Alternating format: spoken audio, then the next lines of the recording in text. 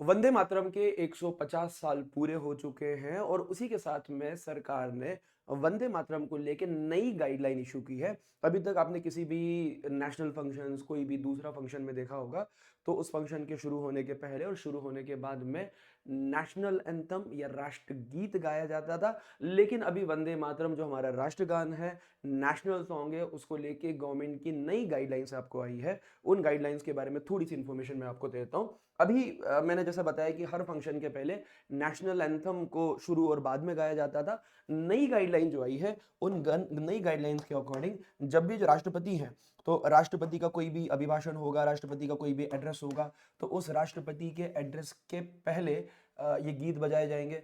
फिर जो बोल सकते हैं कि पूरे के पूरे जो 6 स्टैंजाज हैं, है ना, आपको पता होगा कि इसके अंदर अभी हम लोग जो गाते हैं, अभी हम इसके सिर्फ 2 स्टैंजा गाते हैं। अब पूरे के पूरे जो 6 स्टैंजा हैं, उन स्टैंजास को गाना पड़ेगा, मतलब पूरा। और उसके लिए जो समय दिया गया है वो है 3 मिनट 10 सेकंड, मतलब 190 सेकंड। तो 190 सेकंड में पूरा राष्ट्रगीत या राष्ट्रगान की पूरी स्टैंजास जो हैं उनको गाया जाएगा। और जब भी गीत गाया जाएगा सभी लोग सावधान की मुद्रा में खड़े होंगे। जैसा सम्मान नेशनल एंथम को दिया जाता है वैसे ही सम्मान राष्ट्रगीत को इसको आपको दिया जाएगा। अब कब कब राष्ट्रगीत गाया जाएगा इसकी बात करें तो जो परेड है, तो परेड परेड के समय पे तिरंगा फहराते समय अभी तक हम लोग नेशनल एंथम गाते थे, अभी वंदे मातरम होगा। फिर किसी भी कार्यक्रम में जब प्रेसिडेंट आते हैं या प्रेसिडेंट के जाने के बाद उनके संबोधन के पहले किसी भी फेस्टिवल में राज्यपाल जो है, राज्यपाल के उद्घाटन या राज्यपाल का जो भी संबोधन है उस संबोधन के पहले किसी प्रकार का कोई भी कि पद्म अवार्ड वगैरह की मीटिंग हो रही है, पद्म अवार्ड वगैरह दिए जा रहे हैं, तो उसके पहले भी नेशनल सॉन्ग राष्ट्रगान जो है इस राष्ट्रगान को गाया जाएगा। अगर थोड़ा सा मैं वंदे मातरम की बात करूं तो वंदे मातरम को 1896 में बंकिम चंद्र चट्टोपाध्याय इन्होंने इस गीत को सबसे पहले आपको लिखा था और इनका एक नॉवेल था, उस नॉवेल का नाम था आनंद मठ। तो आनंद मठ में इसको आपको लिखा गया और उसके बाद में इसको स्पेशली बाद में आनंद मठ को जो उसको पब्लिश किया गया। उसके बाद में आगे जाके 1904 1905 में जो रविंद्रनाथ टैगोर है, तो टैगोर साहब ने कांग्रेस के ऑफिशियल सेशन में 1906 में, तो 1906 में ऑफिशियल सेक्शन में पहली बार टैगोर साहब ने इस वंदे मातरम को, इस सॉन्ग को आपको गाया था।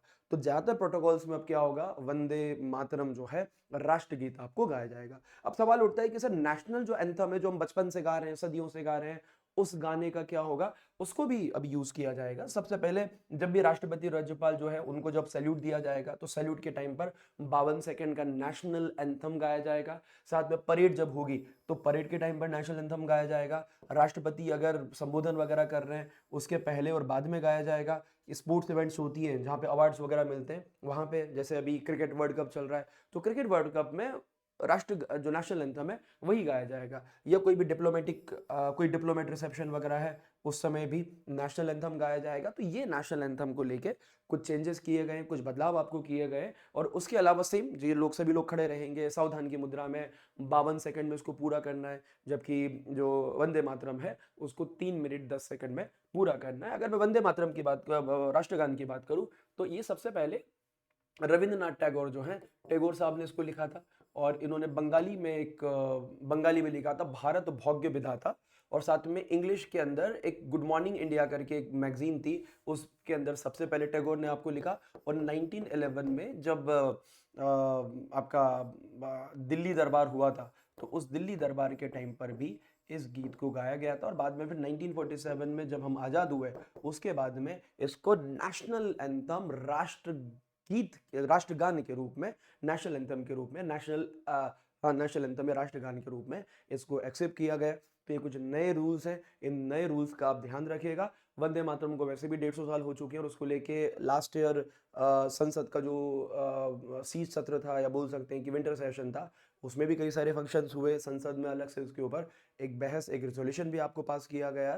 तो इन नए रूल्स के बारे में आप क्या सोचते हैं मुझे कमेंट सेक्शन में जरूर बताइएगा। Thank you very much.